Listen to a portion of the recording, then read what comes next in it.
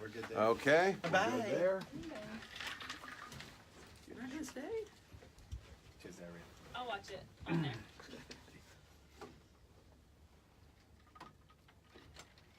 Welcome to the 101, brought to you by Whiteside Chrysler Dodge Jeep. I'm Michael Morris. Sitting in with me, as always, Dr. Ryan Brown. Doc, how are you? Hey, I'm good. How are you? That was kind of like a weak hello. I was gonna say hello, but that's not my coin phrase. As always, sitting with me is Dr. Ryan Brown. Ryan, how are you? Hey man, I'm great. How are that you? seems like that was true enthusiasm. Okay, right there. it was. Our guest today is, and I'm gonna blow this, but I'm gonna try it. It's Ryan Niddel.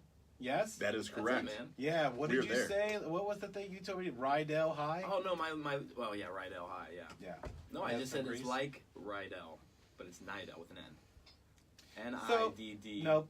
Nope, not doing that. Just Ryan, follow this. how are you? I am excellent, thank you. I'm kind of fascinated by the fact that you're here today because we know each other, not personally, but through different back channels because a good friend of mine, Chris Forgy, he talked about you, and I actually met your wife before you were married. She probably won't remember it, and I don't remember much of it either because there was a big group of people at Brio, and 3 bottles of wine later, I was like, I've heard this guy's name. That's where it's from, so it's good to have you on. Thank you very much. I appreciate that. Will you give people a little background on basically who you are? Certainly. So who I am is a little bit of a unique story. Started in automotive sales here in Columbus, Ohio. Really Mansfield, Ohio to be specific. Went to school for mechanical engineering. Went through that whole process and rigmarole. Didn't like that at all. Happened to be gifted at math and science. Was very easy for me. Went into, actually, I'll call it financial advising, but that's kind of a nonsensical story. I worked for Western Southern Financial, life and health insurance. It was a job out of college that put some food on the table, if you will, not much food. And then went into the automotive sales industry in a small town a little north, Mansfield, Ohio, of all places, a dealership called Whitey's Auto Mall. And it was because I was calling on that dealership so frequently to invest money with me that they got tired of me showing up and said, look, instead of you coming in every day, why don't you just come in every day and work for us? I have the same feeling that you just got here, and I'm already tired of it. I get it completely. I appreciate that. And so from there, ended up having a lot of success in the automotive field. Ended up running part of the dealership, coming down here to Columbus, Ohio, and becoming a general sales manager for Crown Mercedes over in Dublin. And then went from there to Midwestern Auto Group and enjoyed that until I didn't. Started realizing that working for somebody else was never going to be the thing that really catapulted me to the level of success I was searching for. Got brought on as a sales consultant in a startup web hosting company out of Akron, Ohio. Was commuting back and forth from Akron to Columbus every day. Didn't want to make the move to LeBron's hometown. Wanted to stay here in actually Dublin. Even he didn't want to live there. He did not twice, right? He had enough twice, yeah. Yes. And so from that, ended up having a lot of success there in sales and took over as president and CEO after 4 months. Went from, gosh, when I came on board, we had 10,000 clients, and when I helped sell it off, we had 575,000 clients.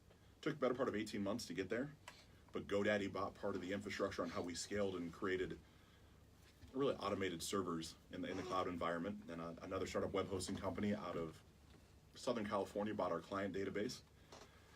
Myself and 4 other individuals felt pretty good with a nice little exit, right? You know, I'm 29 years old to get my first exit under my belt, and it's, you know, pounding my chest. I finally made it, right? Like, I've done it. So why not try it again? Jumped into, of all things, the high-risk merchant processing space. If you don't know what that is, essentially every credit card transaction that exists, whether online or in person, someone's making $1 pennies for every time you swipe your credit card. So I went the really deep end of the pool. I went the most tough stuff to get approved and processed, anything from gaming online to gambling and just the really obscure stuff with high margins, which should have worked out well, but after about $500,000 invested and having to write a check to shut it down December 22nd and basically going bankrupt, it didn't work out too well for me. So on the backside of that was licking my wounds, kind of reeling, didn't know what was next for me, had almost nothing left to my name, jumped into custom clothing. You know, I call it a renaissance man, but it was really right place, right time. I met an individual walking around Easton Town Center that owned a custom clothing company. I'd known David Schottenstein from here that started Astor and Black before he sold it off and saw his success. I'm like, I can sell. I need to recalibrate. I'm tired of the internet. I'm tired of computers. Let me get face to face. Let me get my hands dirty again because I didn't want to go back to the car world. And found success in custom clothing. Worked for a guy locally, and then that springboarded into my own custom clothing business, which is, again, loosely how we would know each other from some Let's associations. just say we're friends based on that. Works for me. I like it. Although I have not yet ran my tape measure up your inseam, so I don't know how close we can really be. I'm not that shy. You can do that after the show. Perfect. I don't need a suit, but you can still do it if it fulfills a need. I appreciate it. I have one in my bag. I keep it just in case. So, ended up growing and starting my own custom clothing company. I realized that after 6 months of doing that, it wasn't my passion. It wasn't my purpose. It was something I did to fulfill a need for capital, but just was bored. Really was bored, and also call it what it is. I got served with some paperwork that I broke my non-compete with the company I worked for before. And so instead of fighting that and going back and forth and how all that can look, just eloquently wound the company down and got back to my roots of digital marketing and direct response marketing. And that turned into a company that I have now, that's GSD Media Group. And we specialize in companies that have a 6-figure a month ad spend and helping them leverage what they have and taking it to market. Went from that and really got into what I'll call my true calling and passion, which was a podcast that I have called 15 Minutes to Freedom, which is so eloquently stated by you. It's not always 15 minutes. It's sometimes a little bit longer. Sometimes I get a little bit long-winded. Where it's a daily episode where I talk about the trials and tribulations and things that I've fallen short on in my life, and then the impactful lesson I learned from it and how a listener could potentially apply that to their life if they're so inclined. That led me into, after looking at how much money I'd spent on personal development or coaching or life optimization, from working with guys in Tony Robbins' team to 14 other individuals, I started getting asked to help other individuals overcome limiting beliefs and really scale their business and their mindset, which turned into what I call life optimization or personal development coaching business that is all kind of encompassing. So that's the Reader's Digest version of walking through from, 22 to 35, basically, as I sit here now. So you haven't done a lot of things, is what you're saying. I haven't. I'm still warming up. I'm still getting ready. Well, get your sea legs and then really get into doing a bunch of different things. Of course. I want to back up to something real quick. You're in a mall and somebody just approaches you and goes, "You know what? You look like a suit guy." I can't let that go because I'm at East Mall every Monday and no one approaches me for anything. I don't know why. You have the right look. Maybe I was with you. Didn't the Sombrero guy come up to you? Like, hey. Listen, I can make a mean, what do they call those things? A cinnamon roll thing? I could do that. If anybody from Cinnabon's listening, just know I'm your guy. I said Sombrero. It doesn't matter. Oh. Are you trying to say sombrero? Yeah. Yeah, it's Mexican food. It's my favorite. He's a doctor. The suit thing, I remember that because I actually saw you in the building, and I remember Chris talking about this. But when I was talking to Lindsay, is your wife's name? It is. When I met her and she was talking about you, and again, it was only a very brief thing, but as she was talking about you, it seemed like you had your hands in a bunch of different businesses. Like you always were looking for the next thing to jump into because you don't seem to settle very well, right? That's a true statement. Until recently, until I started really finding out what my purpose was. So let's go back to, there's so much here that we could cover, but I want to go back to your background. You start in the car business, and you said, your quote was, you enjoyed it until you didn't. Mm-hmm. This show is all about people that are, if they're listening or they're watching on Facebook Live or whatever, if they want to start their own business, we're trying to say there's no reason to wait for it, right? Of course. So you were employed. You had a job. You were doing well. Mm-hmm. And then what's that point where you're like, I've just had enough of this? So I started looking at my income. And my income in that industry was, to me, very well. It was a good income, plenty comfortable lifestyle. When I started looking at the time that I was allocating to the fact of how I wanted to live my life, it was no longer a balanced equation. So roughly, share very transparently, I was making between $150,000 and $200,000 a year running a car dealership. But I was working 90 hours a week. I had no external balance in my life. I destroyed relationships, was destroying my body, had no sort of spiritual connection. Literally nothing other than the fact of I was working and was climbing this industry. No other part of my life was fulfilled. And so I was so far off balance of having a resemblance of normalcy to my life. I was 7 days a week. I was bell to bell. But at 26, 27, working at Midwestern Auto Group as a general sales manager, traveling literally all over the globe to Ferrari and Lamborghini and Bentley, Rolls-Royce, every factory, every ownership group, I was privy to go over there overseas and spend time at the factories, get to know the people that actually made the cars. So it was wonderful to experience that until I started looking like, really, I'm just making $75,000 twice. Like, just call it what it is. Like, right. I'm not doing that well. I have 2 full-time jobs plus some extra. What do I have to show for it? And for my answer, it was nothing. And so, admittedly, I knew nothing about web hosting. When I resigned from Midwestern Auto Group, I didn't have a backup plan. I didn't have another job. I was just so fed up with how I didn't have any balance, didn't have any resemblance of what I call normalcy in my life. my entire 20s, I didn't know what it was like to not have to work a weekend. You know, it's 7 days a week in the automotive industry. And so I was offered a job to run a Lamborghini Ferrari store in DC, offered a job to run a Lamborghini store in Houston, Texas. Then this obscure web hosting company was a startup that they needed a sales guy. And it was literally the only reason I took that job was because on a sheet of paper on my pay plan, they said they wouldn't change it for a year and I could make $45,000 a month or more. So you turn that down. I mean, that's not enough money. Of course, it's not anymore. No, I'm kidding. It's certainly kidding. But that was the only reason I took the job. No one could even explain to me what web hosting was or how I was supposed to sell it. It was a little company at that point with maybe 10 employees, and just, you'll figure it out. We trust you got it. Okay? And so that opened my eyes to really what the digital marketing arena was and how to make, I cringe to say passive income, but my entire life had been hours for money, over and over and over again. And all of a sudden, the internet, of course, never sleeps, give or take. So far, I haven't been able to find when it rests. And so now I'm making money from selling things that are generating income for me passively. You know, it's not only when I'm at You're not confines of digging the a desk. ditch. Basically, that ditch is still getting dug while you're sleeping. 100%. Well, I was going to say, from listening to you, if that sounds like you've been in sales in some way through most of your working career, all of your working career, did you find yourself getting out of jobs to get in other jobs? Like, were you getting fired or let go, or were there friction at work, or did you just kind of get bored with something and then you said, hey, I'm kind of over this and I'm on to the next thing? So it's my belief system, Ryan, that the idea of staying in one job forever and climbing the corporate ladder is old. I Right. don't think it works anymore. Okay. So as I went from the car dealership in Mansfield, I was still gainfully employed there. Kind of reached as high as I could climb on that ladder in the time period I was willing to wait around. And so I was the sales manager of 3 of the 5 brands that we had at that store. Realized that complete was another 5 years before I could ever get to, being the general manager of that store. And also realizing that I wanted to be involved in luxury cars, which brought me to Crown Mercedes. Right. Crown Mercedes, almost the same story. Started a little bit in a sales capacity, but very quickly ascended to general sales manager.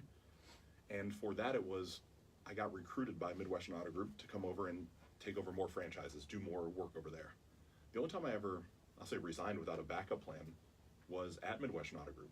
But you never were fired, because a lot of people find themselves in other jobs because they got let go. Like, they weren't doing a good job. They had got in trouble or got into it with the boss, or there was just some sort of issue and they get let go, and then they find themselves trying to get another job. You were literally, just from my understanding and knowing you and listening to you, sounds like you were working, and that's why I love you so much, because you remind me of me so much. See, I love me that much. It's good. You do love some Ryan Brown. But I'm the most impatient person in the world. And when I get a desire, I can't sit around and just hold that in. I'm the kid in 5th grade looking out the window and just dreaming of all the stuff that's out there. And then when I find myself in a job at 20 years old, 25 years old, and I'm looking out the window and just going, I wouldn't be doing this or doing that, anything but this. And I should be sitting here going, I'm grateful, I have a job, let's do a great job today. But when I start having that desire in this crazy world that we live in, where you can go out there and do anything, do you just wait another 5 years and see what happens? You make things happen. Not me, yeah. I look at it, life is happening. It's either happening to you or for you. And I stopped letting it happen to me a long, long time ago. When I just fully realized if I wanted something, I had to go out and actively pursue it, not only with ruthless intent, but also with actions that back up that intent. Like, it's all well and good, especially you in the metaphysics world. It's great to put out that intention. It's great to practice gratitude, all the things I think we would call staples of our lives. But that's not enough to actually make something happen. Like, we can talk about manifestation, in my opinion, for as long as we want to. It's going to have to be backed up by relentless action until it manifests itself into reality. And that's where I think so many people stop is, I have this great idea, I have this passion. Then you're waiting for some magic day to happen that is just going to be beamed into your life because you thought about it. And then you get frustrated that somebody else had that great idea. Well, you needed to take action every day, even if it's small. It's a compounding effect by Darren Hardy. Take a small, ridiculously small action day over day long enough, you're going to look back and something will have happened. A change will have happened in your life. And that's why I love so much about this new age world of the law of attraction, where a lot of people just kind of roll their eyes. I tried the law of attraction and nothing happened. And I go, well, the last part of attraction is action, right? You got to get up, you got to go do things. That's awesome, because I heard you say action like 3 times in that. Yeah. Yeah, that's where we're at. Well, it's just, Ryan, you're touching base on so many things there where I've got friends or clients in my coaching business where I want this. Well, want is great, but you're going to have to do something to achieve the want. Like, we all have wants, right? Like, you wanted to get married. So what did you do? You found someone that met your criteria. You hunted her down like an animal. You hunted Shot her twice in the leg with an arrow. But whatever it took, right? Yeah. At some point, I believe some of us, you as you're listening, might be wired in such a way that if you want something with that much conviction, you just figure out how to go get it.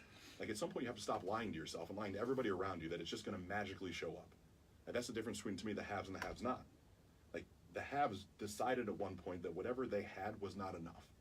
The have-nots have just kept thinking about how they're going to get it. When I think it's really important to be clear that, yes, you have to go and make things happen, put yourself in alignment with, like, for instance, if you want more positivity in your life, you hang around positive people. That's an action you can take. But I do think it's important for people out there that are listening, that are sitting there working, and they have this passion out there that they want to pursue. When you start to follow your passion, the world does, in a way, and I hate to use the word magic, but because you said it's not magic, but in a way, the universe will conspire, will move around, and like we talked about every week, the last couple weeks, about how Einstein says everything's energy.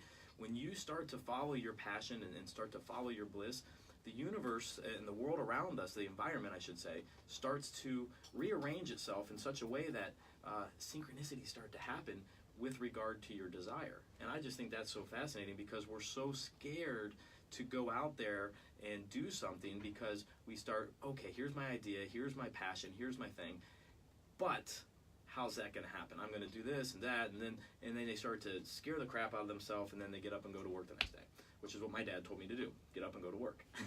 Well, I believe that the world is conspiring for us to be successful. Like, I don't inherently believe that the world is bad. I believe There's only success. We just get in our own way. That's exactly That's right. Yeah. And so you go out and you start to try to achieve these things, and society, or I'll say the force of average, tries to hold you back in the position because you make everybody uncomfortable. I don't know about you, but the first time I said I'm going to go out and start my own business, my parents were like, whoa, what do you mean? You have a good job.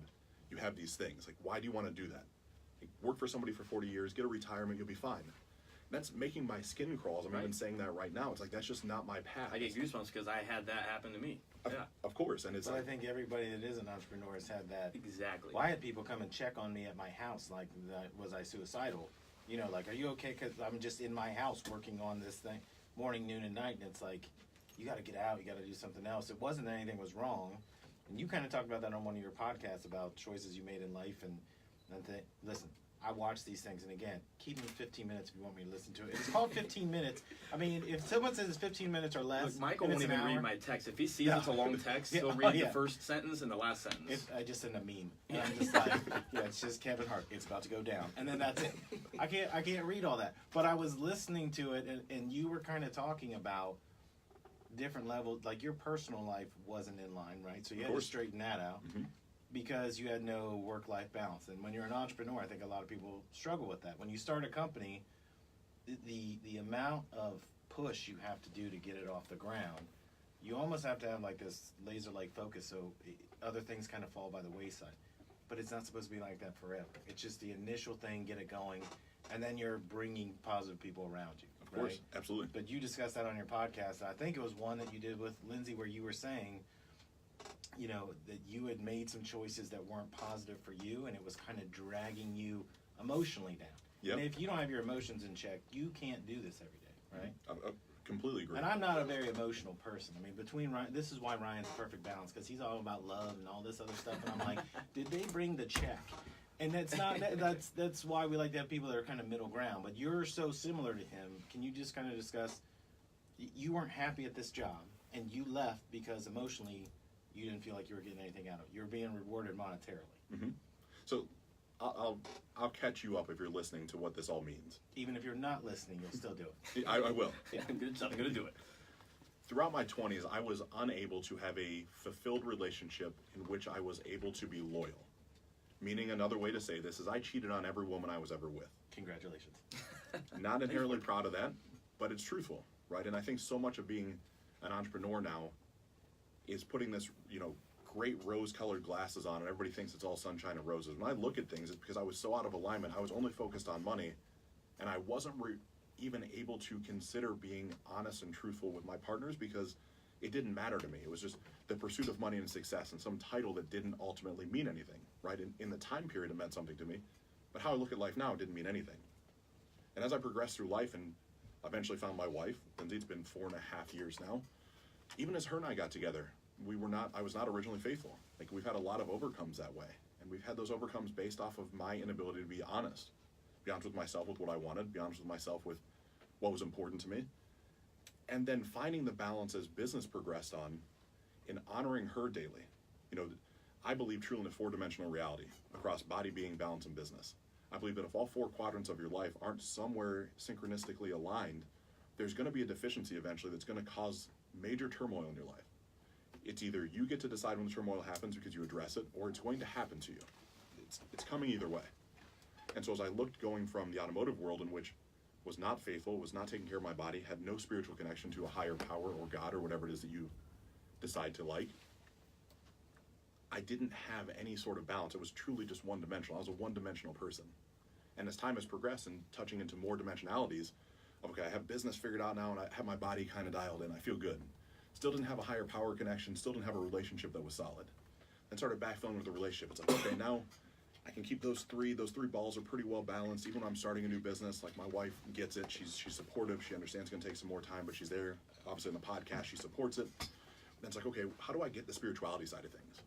And for me, it wasn't just going to church. Again, I have nothing wrong with church if that's your thing. I honor you for enjoying church, but for me, it was more of a connection to, I'll say, higher power or metaphysics or an overall universal spirituality.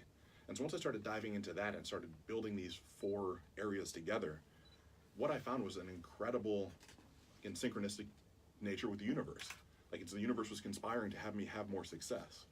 30 clients right now in my coaching business that they're an hour a week, that all have quite a bit going on with me, have a successful business inside of GSD Media Group. I'm actually I own a CBD company as well that I'm selling off December 10th, because it wasn't aligned with my ultimate purpose now, which taken me a long time to figure out what purpose really means. What's your why is one of the things I think over and over again, what's your why? Whether it's in multi-level marketing or whether it's in business as a whole, until you figure out the emotions that drive your responses, I think it's very difficult to really dial in your why. Originally, whys are money, right? We want money as men, we want stability, we want money, we want success. It's not really a why that's sustainable because it's external force versus internal validation. So you start figuring out the emotions that drive you, then which 2 top emotions do you like the best, and then how can you create a purpose statement based around those, and anything you do that doesn't align with that is eventually going to crash. You have to have your purpose lined up, at least in my opinion. And So these would be like your core values. That's how Absolutely. you're living your life now. Did you find yourself? I know a lot of times for me when I got into personal development and becoming a coach and somebody who teaches on success principles and things like that, I always spent so much of my life, 20, 30 years before I even got into, hey, I'm going to do this for other people. I couldn't get enough of the Tony Robbins and all the gurus out there, the Neil Donald Walsh, and just everybody who's out there teaching. Were you using that kind of stuff in your own life to try to get your focus and your purpose, and then you started giving it to others, or were you coaching and then found yourself, No, much the same path that you had, Ryan. I was tired of living the way that I was living. When I met my wife, Lindsay, having that misalignment, starting to understand, man, there's a better way to live. Lindsay was actually the first one that sat down with me and said, look, I don't know if we're going to be together, but you're capable of way more than you're doing right now. You're a better human being than you're giving yourself credit for. And something about that just clicked in me. I'm like, wait. Here's this person that I've put through some pretty crazy turmoil in the first 6 months, and she's saying she sees more in me than I'm able to see in myself. Let me see how I can start unlocking that. Let me see what I can get. And so it goes down the Tony Robbins route. It goes down Garrett J. White and Wake Up Warrior. It goes down Dr. Shefali with a relationship. It's just step by step by step, where it's a culmination of all these things, where, at least in my belief and practice, there's never mastery, right? When I look at, I'm still actively being coached. I'm still actively consuming content. It never, ever the day stops. you know everything, you're dead. Of course. Maybe. Yes. Yeah, so that's, the idea of having to have it perfected before you go to market is also foolish to me. Yeah. I didn't have my coaching practice as it sits now, or my businesses as they sit now, are You jumped. Yeah, but they're nowhere near what they were when they started, right? You learn on the fly. Right. You make educated decisions, you take calculated risks, but you just go. The parachute will catch you. If you're aligned with your purpose and you jump off the mountain, you might hit some rocks on the way down, but it's not going to let you completely hit the ground and just splat. Right. It's going to line up the right way. Let's go to break, because I want to get back. You're kind of getting where I want you to. By accident, you're going the route I want you to go. But You read your mind. yeah, after he read my notes, I want to get into communication after the break, and I don't mean just with a client or with a wife any of that. I want you're kind of going down a big road, and I want you to, instead of talking in generalities, really get into what you mean. Okay. Okay. You're listening to 101, brought to you by Whiteside Chrysler Dodge Jeep. We'll be right back. Fantastic job. I don't mean that you're not explaining. What I want is explaining. They're not going to do the homework. Right. They're not going to read the books. They're not going to listen to stuff on YouTube. Yep. So I wanted to kind of more define, when we're talking about communication, break it off in terms of if you're talking to a client, like setting expectations and all that. Yep. Then also the personal side of things, setting expectations. Okay. Then Ryan, you see your candy. What are you doing, man? You hear me? I was like, I thought you were getting emotional. I was like, I kind of feel bad. That's why I wasn't I was just like, what am I supposed to do? Ryan, our story, so parallel. Touching on The some story of nerves. how we met is so touching. Hey, like we've done a couple of times before, he's got a lot to say. Right. You want to just have this be the one break? Where are we at? Is that clock right? 24? Yeah. All right, so let's go. We got, we can do about another, 25, 26 minutes. It sounds like I think you've got we a can lot go to straight say. through. And if Yeah. something gets gummed up or he chokes to death on that hall, No, he'll be fine. He's got his lick. Keep going. Just don't do it on the mic. He's got his vodka and he's got his. Yes, No, I right. think today it's gin. Yeah, that's right. The smell the juniper. All right. Is ready? Ready. All right. Okay, hang on just And one don't watch moment. him, 'cause you'll And get fucked up. okay, ready? Yeah. Welcome back to the 101, brought to you by Whiteside Chrysler Dodge Jeep. I'm with double Ryans today, Ryan Brown and Ryan Niddel. That's right. See, if I do it long ways, I won't mess it up. I'm gonna go Niddel. It sounds so much better that way too. I need you to follow me around and just say my I name. think I'm gonna do that. Like Bruce people have, Buffer? yeah, just Niddel, just everywhere. Not even his first name. It's perfect. We're going around Easton and trying to find jobs. We can do that together. fine. I've had success there. That is true. Quickly, I want you to tell people how can they see your show, your 15 Minutes of Freedom. Yes, 15 Minutes of Freedom is my daily podcast. It's on iTunes, Stitcher, SoundCloud, and actually on RyanNiddel.com. RyanNiddel.com. Niddel.com. What, Instagram at Ryan Niddel? That's it. Facebook, Ryan Niddel. Twitter, The Ryan Niddel, because somebody else stole my name. I don't know. Somebody else took your name? Yeah, I don't even know why. There's nothing on there. I can't I'm even just get it. kidding. I took it. Awesome. No, I'll I'm pay just you for it after we're How done. great would that be if you just took somebody's real name? I know this guy's gonna be successful. I'm taking his name. I can't say when it says the real Matt Kemp or something. I'm like, dude, just come up with a different name. It's a waste of time at this point. That's how people make money. So again, Online business. on this 15 Minutes of Freedom, which is a misnomer because sometimes it's an hour. when Only you're- interviews. My interviews Nope. take longer. Then you need to put 15 Minutes of Freedom plus some other time when there's interviews. Brought to you by Freedom Windows. Hey, Look at this. there you I'm go. putting people together right now. Free plug. I like it. Yeah, you should have Ryan on your show. I would love to have Ryan on the But show. not while he's got the cough drop in his mouth right now. He keeps bailing out, and again, we went to break. I thought he was being very emotional. Turns out his throat's just hurting. Yeah. It was an emotional throat hurt though. It's all right if you get emotional on the show. That's what it's all about. It's about expressing yourself. Hey, we cannot not be emotional, buddy. That's It's all energy, double it's all negative. emotion. Yeah. Oh, that is funny. I did read his text this morning because we were supposed to have somebody come on, and he goes, I got good news and I got bad news. But then the next sentence is, but I don't believe in bad news, blah, blah. It's like, get to the subject. What are we talking about? I did that on purpose, by the way. Yeah. Because I knew it. I did have to read And it. guess what I got back? An emoji. What do you call them? It's a meme. Meme. Yeah. Perfect. I got a picture with That's words. how I communicate. As long as it was a positive meme. Oh, If it's it was always negative, positive. like, It's always positive. I was gonna say, if I'm not welcome here, I can leave. No, It well, makes some empty space on we the don't air. have but- another. Well, Ryan and I could just talk about memes for about an hour. Oh God. What I wanted to talk about, I teased it before the break, was communication. And one of the things, again, in listening to your content and watching it, is that you are a huge believer in communication, as I am, as Ryan is. But I think part of that communication is, I think people stop when they think, well, I told you something. Like, we've had a discussion, and I told you this is what we're going to do. But you're not setting an expectation. So if you're an entrepreneur, every communication, whether it's with your business partner, your life partner, whatever, has to have a clear expectation, correct? Correct. From where I look at everything has to have direct intent, I call it. So when we start, the first thing I do with my coaching clients is we start setting realistic expectations. But I don't get to determine what those are. Just like you don't get determined, I don't get to determine what they are for you. What has to happen is they have to be something you can measure and track and find to be time bound. I believe most of us live somewhere in what I'll call the gray space, where the gray is the unknown, where everything in my world ends up being black and white. It's yes or no, it's in or out. There is no maybe. Like maybe is where dreams go to die for me. Like I might get to this one day. No, are you going to do it or are you not going to do it? Pretty easy. I always say hope is a 4-letter word. Yes. You know? That's exactly right. And it's actually true. It's true.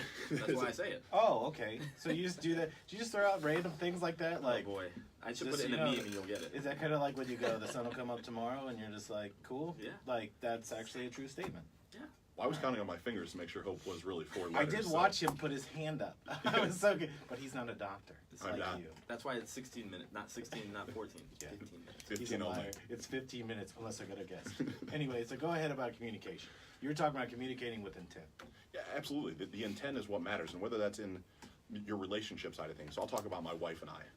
Every Sunday I sit down and I plan out the week, and I set an intention for the week. And it's not just an intention of sending something into the universe. It's, I know every week I'm going to date my wife. I'm going to take her out. We've been together almost 5 years now, and if I stop dating her, it's going to start retreating backwards, right? There has to be that forward momentum.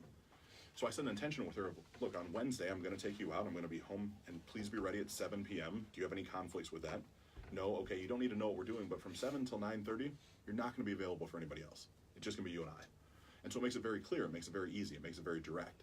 Same thing that then goes as I date my daughter. You know, every week I take her on a date one-on-one. It's the same formula of there's no way to eliminate what is happening. And what I mean by that is, if I say we're going to go out this week, great, I look forward to it. There's no time-bound commitment there. There's nothing to honor. There's nothing to hold somebody accountable to. And what happens is we all get in our own way, in my opinion, where this was a pleasant surprise coming on the mic today. I couldn't be more grateful to be here. But I didn't plan on this last evening when I went to bed. You know, scheduled this morning, and I'm here. So there's some things that shift around in my day where if I don't have the intention that I can honor for myself of knowing that I still have to be home at 6 o'clock tonight because tonight's date night for the family. I'm not going to break that ever. Because my word also has to be worth more than anything else. It has to be worth more than money. It has to be worth more than status. My word is really all that I have. Obviously, from what we covered in the previous part of the interview, that wasn't always the case for me. Mm-hmm. It was very easy to, leverage my word and bounce it off and didn't really have any weight and didn't have any meaning. When I started living with intent for myself, it became much easier to really get what I want, right? I think so often we're afraid to share based off feelings of someone else and how they could receive what we say, that we're afraid to say what we want. We end up, I call it, it's a reverse hierarchy. I was taught growing up, you put God first, you put other people second, and you put yourself third. As I teach or work with people, I believe that needs flipped on its side. I believe you should put yourself first. And by living your best life and putting yourself first, you're actually honoring a higher power. And if that's God for you, that's great. Before that, then you really support everybody else below that. And I say that because when you start openly sharing what it is that you want and then honoring how you're going to get it and then taking action steps to get it that are time-bound, magic starts happening. You actually start getting what you want. Like, there's not some, like if you want to be a successful entrepreneur, set a date on a calendar that says, I'm going to do this by this date, and then don't give yourself an out. Share it with 1 or 2 people that hold you accountable. Have your word mean something, and then take steps to go get it. It sounds almost too easy, and I think that's why so many people mess it up. Because it seems like, well, that can't be all this is. It's all it is. Like, I've had successes in businesses, and I've had failures in business. The failures came on the backside of being too egotistical, too arrogant, and literally not showing up to the office as much as I should have. Not paying attention to the details. I can't see how it didn't work out. Right, crazy, right? The devil's in the details, or I look at it, details matter. The details in every situation matter. And when you leave the details out of time-bound commitments, it's going to fail, in my opinion, consistently. And so whether that's relationship-based, whether that's business-based, it was a commitment to yourself, right, to go to the gym.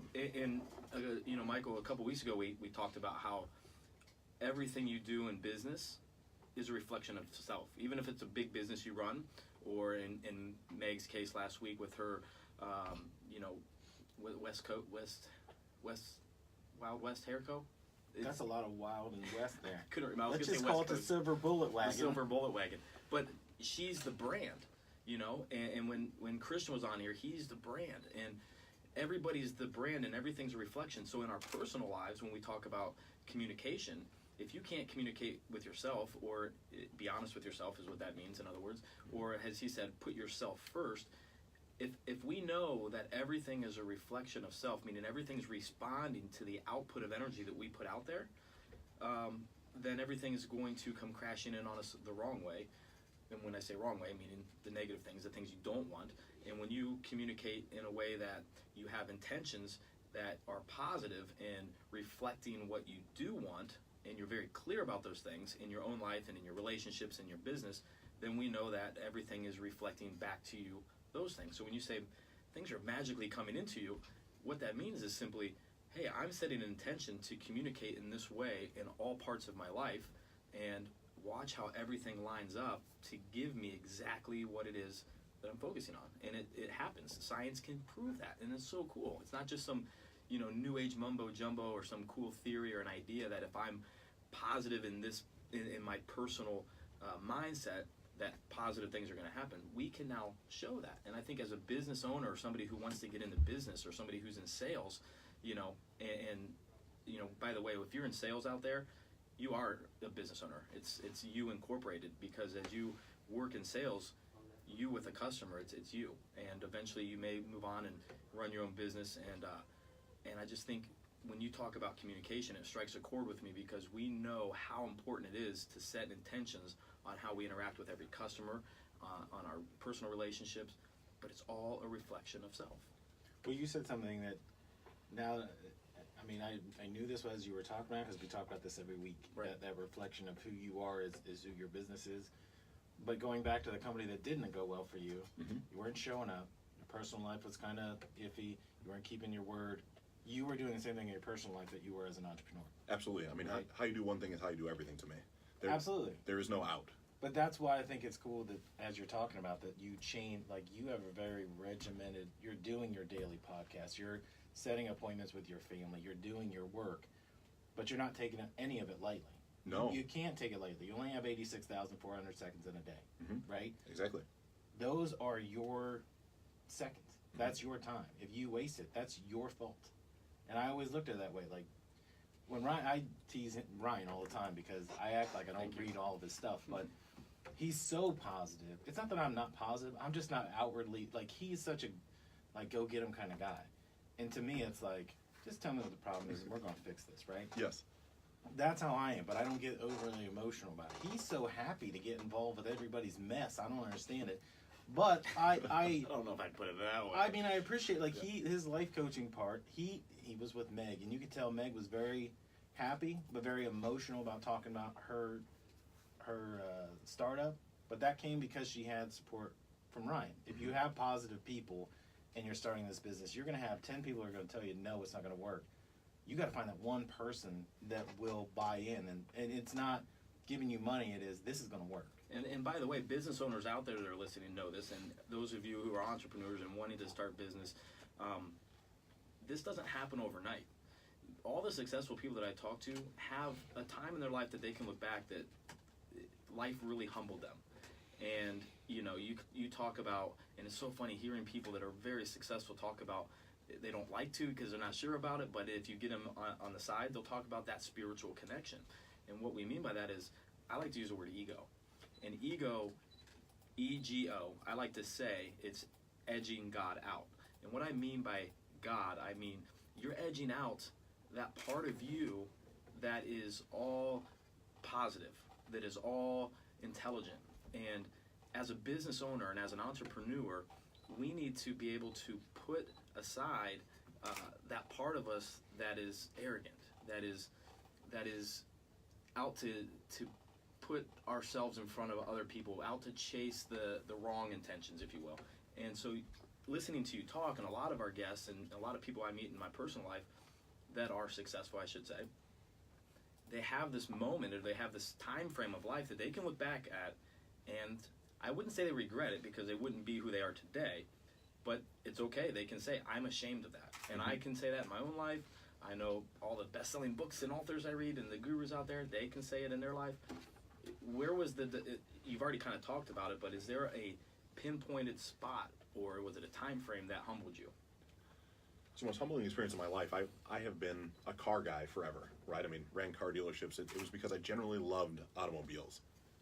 And having had successes that allowed me to have a pretty nice garage full of cars and motorcycles and all types of stuff, and slowly having to sell those off and not being able to explain why to people, right? So my ego's bruised. I'm not able to share why, and I eventually get down just to one car, and it's F-250 Platinum diesel pickup truck and driving it around and I'm downsizing because of this, that, the other. I'm literally lying to everybody. Couldn't admit the fact that my business was failing. Lying is awesome. It was phenomenal, and I have the car parked outside the truck parked outside of the downtown office in downtown Columbus, where the custom clothing business was located that I work for. I remember getting a call that said, "Hey, I'm here for my appointment." I go out to greet the person. There's nobody there. Well, it's because it was the repo company coming to put my truck on a hook, and they needed my key. And it's no surprise, right? Like, I was running from this truth. The truth was the fact I had no money and didn't know how to share it with somebody, that I was really taking rental income that I had to pay for the house that my wife and I live in and not paying it was just crazy juggling act for no reason. Like, really, had I just had communication with everybody and laid all my cards on the table and said, here's what's really going on, let's strategize how we get out of this together, things could have been a little bit different, but they weren't. And so here I am, downtown Columbus. I get to call who is now my wife, but at that point she was just my girlfriend, and say, hey, I need you to come pick me up. And she says, what do you mean? I said, well, this crazy thing happened. My car just got towed. She goes, oh, do we have to get out of the impound? Like, did you park in the wrong spot? I said, well, kind of. It got towed because I haven't made a payment in 2.5 months. I don't have any money to make the payment. It got towed for infinity. Yeah, it's never going to come back. I went back and forth with Ford to try to get it back, and that's a whole other story for another time. But that was a really humbling moment. So that, coupled with the fact of literally coming home one night and having my wife sit there and say, before she was my wife, again, 4.5 years ago, with that whole, you're capable of more. I came home and she said, look, I saw you, one of my friends actually saw you out with your ex-girlfriend 2 nights ago, and want to know what the deal is with that. I don't know if I'm going to stay with you. I don't know if there's anything here, but I got to know, what were you thinking? Like, you're capable of more.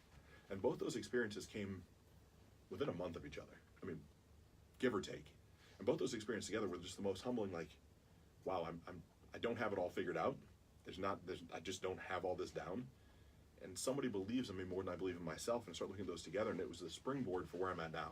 Yeah, and it's not like that was just happening where you were not being successful at work. You were going, wait, I'm the man over here. Right now I feel like I'm this big.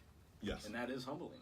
Very humbling. And as you started making mention of ego, so from the way the world works, the universe works, the coaching business, the podcast, I ended up getting connected with some of the leading neuroplasticity and psychology experts out of Harvard and Johns Hopkins. And they developed this test that actually, it's not a personality assessment like we would assume, like a DISC assessment or a Myers-Briggs. It's something way more impactful. It's 580 questions. It's cross-correlation. It's deep learning. It's artificial intelligence.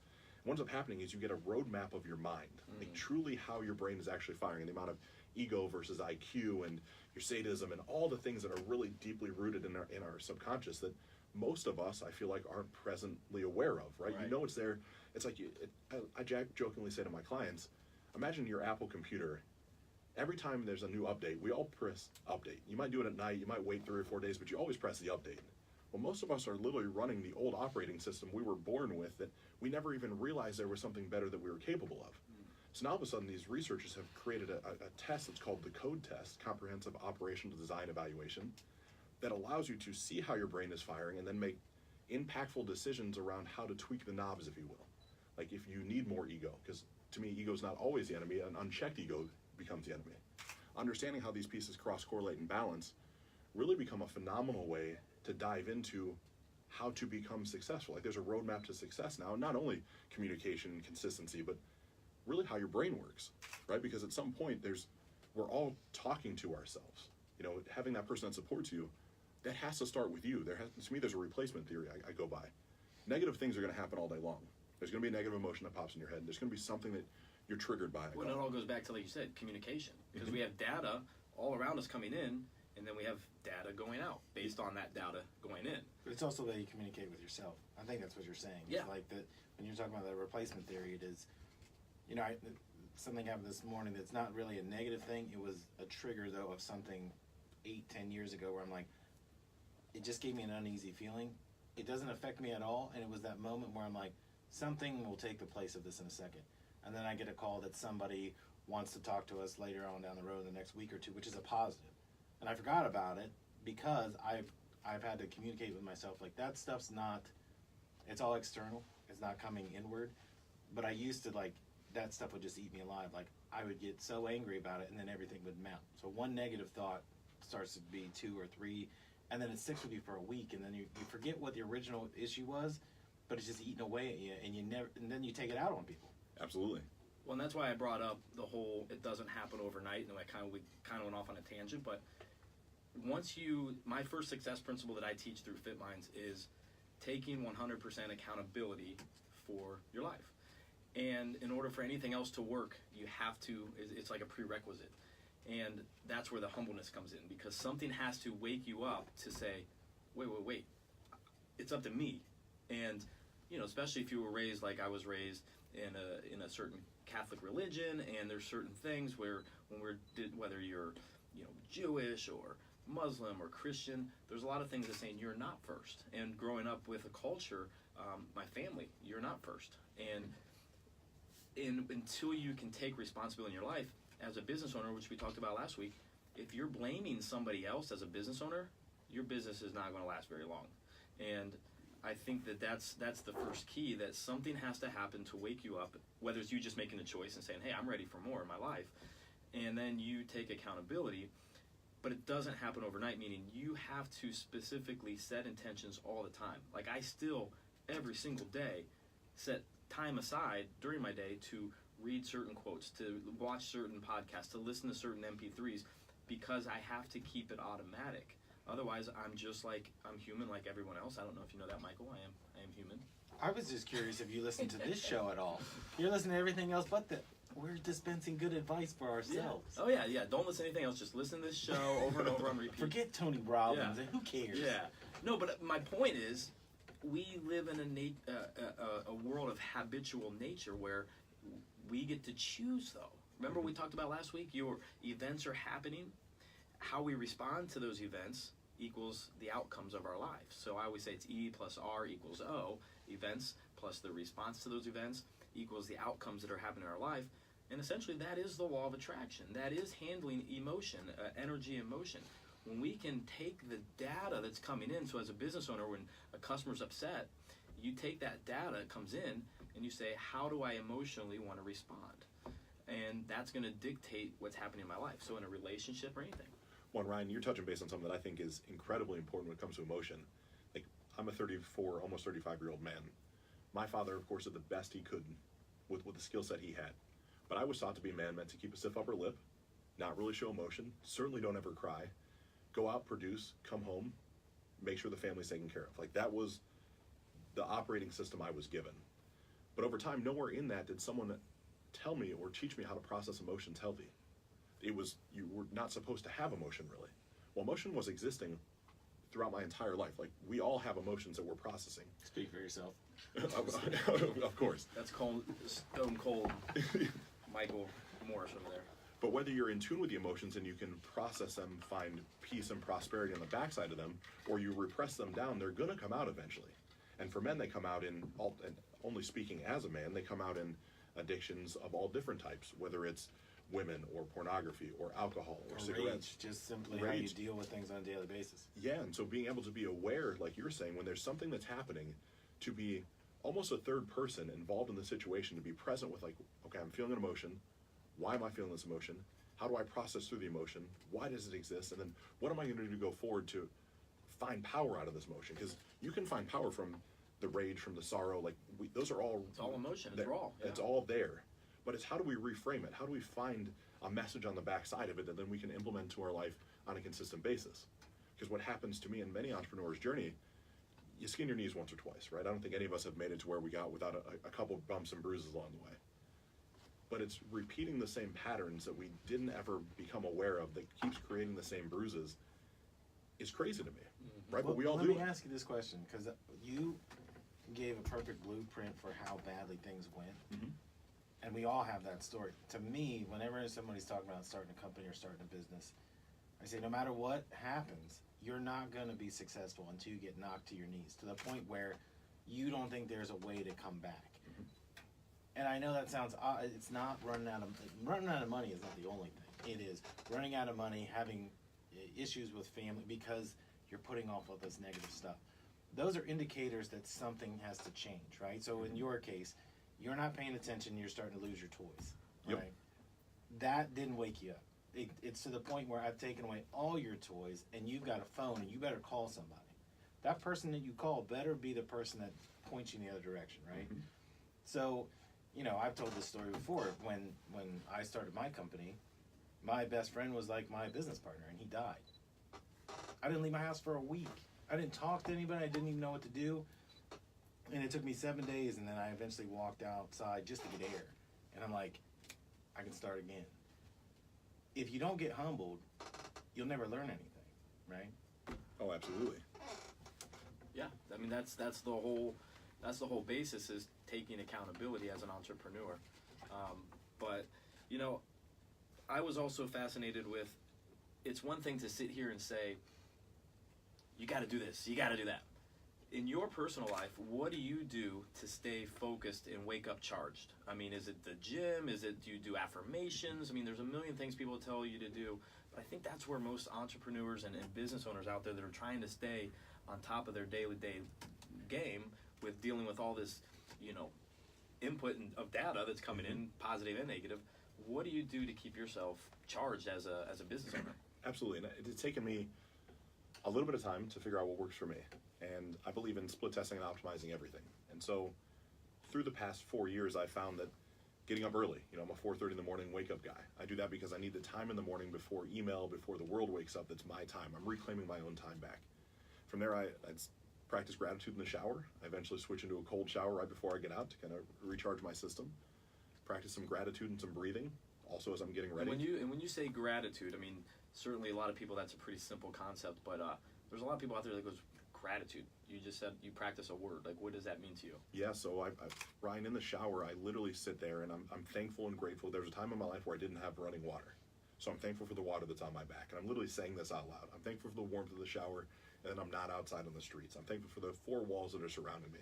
And I literally go from the little cocoon of the shower, and I spread out as far as I can think, and as long as it takes me to get there. So everything from the dogs in the house, to my wife and my daughter, to the food in our pantry, to the successes I'm going to have in business that day, cars in the driveway, the gym. And you do that every day, or just on Every day. days when things are going bad, or days where things are so good, you have to say thank you? So it's crazy. I came up with this thing that if a day ends with Y, I do the same thing.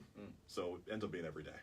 It's just one of those things where, to me, there is never really an off time, right? That you said it best. We're all habitual creatures. We all have a frequency that we're bouncing around in, whether you realize it or not, it exists. Right. So I want to control that frequency. I want to put myself in that positive mindset. So I do all that stuff. I drink a green smoothie every morning. I sweat before I leave the house. I send a letter or a note of appreciation to my wife and my daughter to reaffirm that gratitude. So when they wake up in the morning, the first thing they see on their phone is that I love, honor, or appreciate something about them and what they did the previous day. I then read some sort of business-minded material. I then sit down and journal on how I can apply that to my life and how I'm actually going to take impact in it. And so when you give thanks, so you do it on Thursday for Thanksgiving? No, every day that ends with Y, right? Yes. I still like to do that every day. So I live by something called the Core Four, and there's 4 things I do every day. It's a meditation, it's a journaling, it's I sweat. There's 4 components to it. So body being balance of business. So it ends up being meditation, journaling after I meditate. It ends up being a couple more pieces and parts as it pertains to notes of appreciation for my wife and my daughter. It's really a mindful practice of how to, I'll say, weaponize my body. Because I look at it, the minute I leave my house, the sanctity of our 4 walls, the world is coming at us, right? There's things that you no longer control. The person that cuts you off in traffic, the email that didn't get sent that you thought, the invoice that forgot to get paid. Like, the world is coming to attack. It's an ocean of motion. It is, and it's coming to take what you got. And so I want to put myself and build my little shield of armor around myself before I walk through the doorway and go out and face the world, because my home is my safe place, right? So I do all these things before I leave, which is why I get up at 4:30, because I want it to be that by the time I make it to the gym at 7:30 in the morning, that I'm on fire, right? I know if I come across most people most days, I've done more work on myself than anybody's done in weeks. And I just love how gratitude is probably the number one thing and the first thing you do, because why? Because it makes you feel good, and life is responding to how you feel. Well, like I said, it's a reflection of self, and you start by thinking of things that make you the happiest. This got super deep today. So I think we could cover this more, Ryan, if you'd come back at some other time. I'd be honored. Maybe not like in the next hour, but we'll have you back again. Tell people again, how can they see you and hear more of this through you? Absolutely. So RyanNiddel.com. That's Niddel. RyanNiddel.com. podcast 15 Minutes to Freedom. That's on iTunes, SoundCloud, Stitcher, Google Play. Actually, if you have an Alexa device, you can say, Alexa, play 15 Minutes to Freedom, and it pops up. And the government can spy on you. They Two can. things at once. They have been. Same thing with Siri. It's crazy. She's Yeah. listening right now, so we're It's good. fantastic. CIA is listening. Thank you for listening to 101, brought to you by Whiteside Chrysler Dodge Jeep. We'll see you next week.